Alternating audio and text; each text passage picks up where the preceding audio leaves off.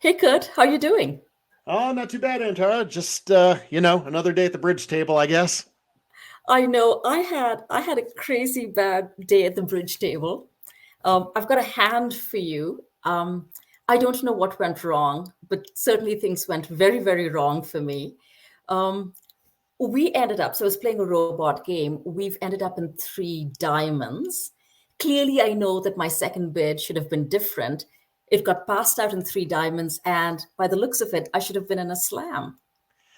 Well, one thing I always tell people is, and look, these hand records are fun. These double dummy analyses are fun. And yeah, I see you've got this little extension here that tells you what can be made. Lo and behold, six no trump is makeable on these cards. Would I want to be in six no? Absolutely not. Okay. Uh, and uh, you need a lot of things to go right here. Among other things, the Queen of Hearts with West and getting that finesse right. The King of Spades is with East. The Ace of Clubs is with West. The Diamond suit is splitting.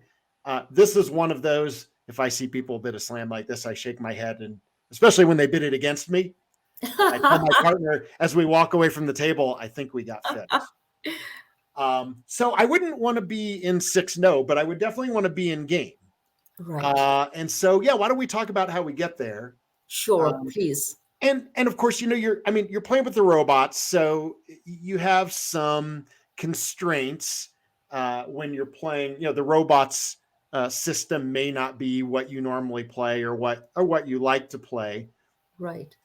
And let's tackle your first question, which was, um, what went wrong with my second bid.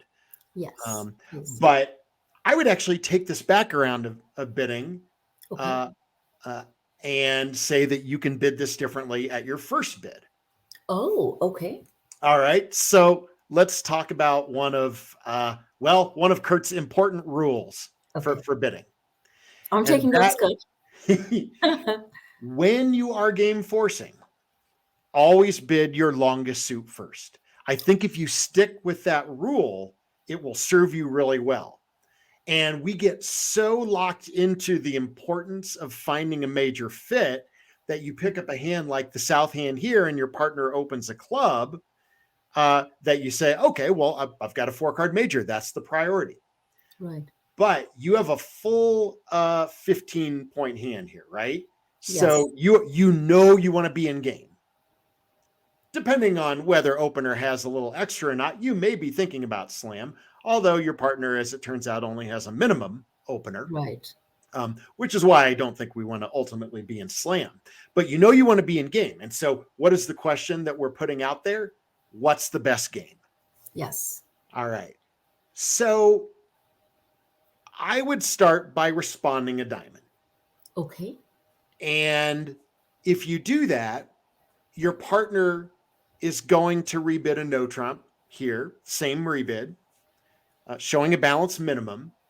Right. And when your partner rebids a no trump after a diamond response, I can say two spades now. you can, Right. yes, you can now bid two spades, which of course is what we would term a reverse by responder. Right. The reverse by responder is different from the reverse by opener. It doesn't Okay. have to be 17 points, it just has to be a game force. And Okay. notice what you've done in the process. You have patterned out. When you know you're going to game, you have the luxury of describing the pattern of your hand as accurately as possible. And sure, when you bid a diamond, your partner is liable to think, oh, Antara doesn't have a four card major.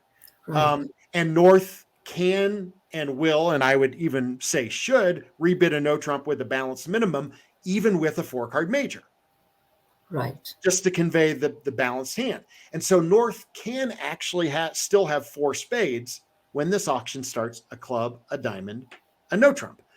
I But you see. won't lose the spade fit when it exists because you'll reverse next. Ah, brilliant. Very Um, nice. and then what that does also is when you come back and bid spades as your second suit, we now know that your diamonds are longer. We don't need to do this if you have four diamonds and four spades. Yeah, some people might like to bid up the line. I would bypass a four diamond. excuse me, a one diamond bid, I would bypass that to show a 4-card major. The only reason I'm starting with the diamonds is because they're longer. Got it. Got And it. now, by the time we get to your second bid, partner knows 9 of the cards in your hand, right? Because you started with the diamonds, they have to be longer. Now, you might have 6, right? You could have 5, 6, even 7 diamonds to go with your 4 spades. But we're Very getting nice. a much better picture of your hand that way. Oh, beautiful. So I'm taking away 2 points, Curt. One is Curt's rule of bidding. When you've got a game forcing hand as responder, bid your longest suit first. So I bid diamonds. And then I can do a responder reverse where I don't need 17 points. As long as I've got an opening hand, I can do a reverse as a responder. So then I would have bid 2 spades and let my partner pick the game of choice. Exactly. And North can't pass your 2 spade reverse until we reach a game contract. And what does North do next? North might at that stage go ahead and bid 3 diamonds to show you 3-card support. Okay. Not that we're necessarily going to play the hand in diamonds, but if you are thinking about a slam, that would tell you that you had an 8-card diamond fit. So that could be valuable information. That's probably what I would choose on this auction. And then if you're not looking for slam, then you'll just retreat to 3 no trump. And I think that's ultimately where we'd like to play this hand. I think the auction you had. Yeah. Why don't we talk about that 3 diamond bid as well? Yes, please. Because I think this is an important thing for partnerships to discuss. Right. The robots, and I think when we hovered the meaning of the robot bid, the robot calls this a bar bid, that 3 diamond bid. The robot assumed that you were 5-5 in spades and diamonds with a less than invitational hand. And that's why North passed your 3 diamond bid. Right. That's how the robots play it. Now, not everybody's going to play it that way. I think more people would tend to play the second round jump as invitational.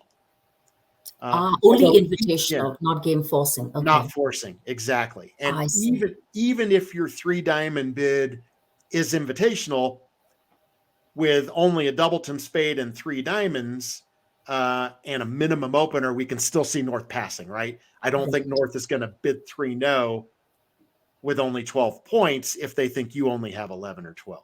Absolutely. Absolutely. Makes sense. Makes sense. I'm going to try and bid my games the next time, Curt. Hey, we love bidding those games. I always tell people I'd rather bid those games and go set than find myself in a part score that makes game easily. That's the one that always leaves me shaking my head. I hate missing games. Absolutely. And Curt, the other thing that I'm taking back from you is I came to you with a question saying, what should my second bid have been? But I had to think about what my first bid needed to be, and then hence what my second bid would have been. Great learning. Thank you. Absolutely. I'll talk to you later. I'll be back with more hands, Curt. You know that. Oh, yeah. Hey, bring them my way. And any that you have. I can never get enough. Thank you, Curt. It's always a pleasure chatting with you. Take care. Bye for now.